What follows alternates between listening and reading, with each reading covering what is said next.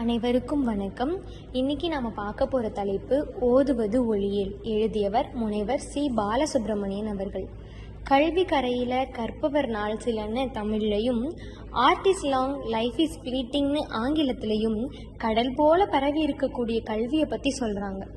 கண்ணுடையர் என்பர் கற்றோர் முகத்திடந்து புண்ணுடையர் கல்லாதவர் அப்படின்னும், கற்கை நன்றே கற்கை நன்று பிச்சை புகினும் கற்கை நன்று அப்படின்னும் பல குறள்கள்ல வள்ளுவர் கல்வியின் சிறப்பை பத்தி நமக்கு சொல்றார். இது தவிர சங்ககாலம் தொட்டே கல்வி மனிதனுக்கு முக்கியமானதுன்னு உணர்த்த நிறைய சங்க பாடல்கள் இருக்குது. குறுந்தொகையில ஒரு பாடல் ஏழை மாணவர்கள் செல்வந்தர்கள் வீட்டுல ஒரு நேரம் மட்டும் சாப்பிட்டுட்டு படிச்சதையும், அதிகமா சாப்பிடாம அளவா சாப்பிட்டதால அவங்க உடல் மெலிஞ்சு போய் காணப்பட்டாங்கன்னு சொல்லுது.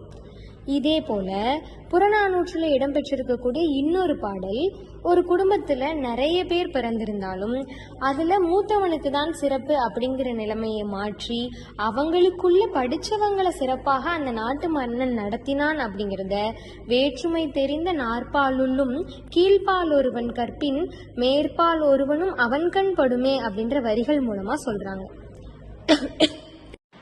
17ஆம் நூற்றாண்டில் வாழ்ந்த குமரகுருபரர் தன்னுடைய நீதிநெறி விளக்கத்துல வாழ்க்கைக்கு பொருட்செல்வம் கல்வி செல்வம் ரெண்டுமே தேவை அப்படின்னு சொல்றார். கல்வியை போற்றிய வள்ளுவரும் இவருடைய கருத்து போலவே அருளிலாருக்கு அவ்வுலகம் இல்லை, பொருளிலாருக்கு இவ்வுலகம் இல்லாகி ஆங்குன்னு ஒரு குறள்ல சொல்றார். வாழ்க்கையில பொருட்செல்வம் இருக்கும்போது நம்மளை விட வசதி குறைவானவங்களை பார்த்து நம்ம நல்லா வாழ வாய்ப்பு கிடைச்சிருக்கணுமேனு நினைச்சுக்கணும். அதே போல நம்மை விட அதிகம் படிச்சவங்களை பார்த்து இவங்க அறிவுக்கு நம்ம ஏமாத்திரம் அப்படின்னு நினைச்சுக்கணும்னு சொல்றார் குமரகுருபரர். நீதி நூல்கள்ல ஒன்னா இருக்கக்கூடிய நாலடியார் கல்வி கற்றவன் கிட்ட ஒரு அரசனே கோபம் கொண்டு எதை அவன்கிட்ட இருந்து பிரிச்சாலும் கல்வியை யாராலும் பிரிக்க முடியாதுன்னு தெளிவா சொல்றது. அதே போல மூதுரையும் நிறைய செல்வம் வைத்திருக்கக்கூடிய அரசன் அவனோட நாட்டை விட்டு வெளியே போனா சாதாரணமனாகிடுவான். ஆனா படிச்சவர்கள் உலகத்துல எங்க போனாலும் அவங்களுக்கு சிறப்பு கிடைக்கும்னு அழகா சொல்லுது. ஔவையார் சாகாவரம் தரக்கூடிய நெல்லிக்கனிய அதியமான் கிட்ட இருந்து பரிசா பெற்ற பெண். இவங்களுடைய பாடலுக்கு பரிசு தர காலம் தாழ்த்திய மன்னன் மீது கோபம் கொண்ட அவ்வை எத்திசை செல்லினும் அத்திசை சோரே அப்படின்னு சொல்லிட்டு கோபமா அங்கிருந்து கிளம்பிட்டாங்களாம். இதே போல இன்னொரு நிகழ்வு கவிச்சக்கரவர்த்தி கம்பருக்கும் நடந்திருக்கு.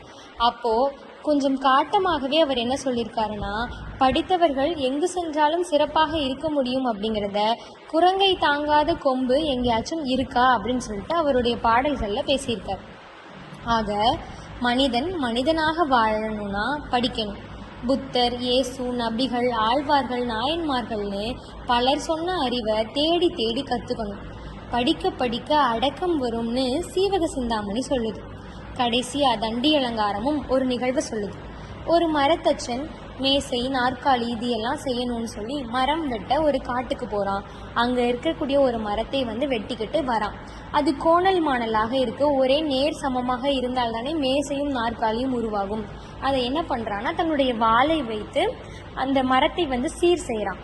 அப்படியாக கோணல் மாணலாக இருக்கக்கூடிய மனிதனுடைய மனத்தை சீர் செய்யும் வாழ்தான் புத்தகம் அப்படின்னு சொல்லி இந்த உரைநடையை முடிக்கிறாங்க.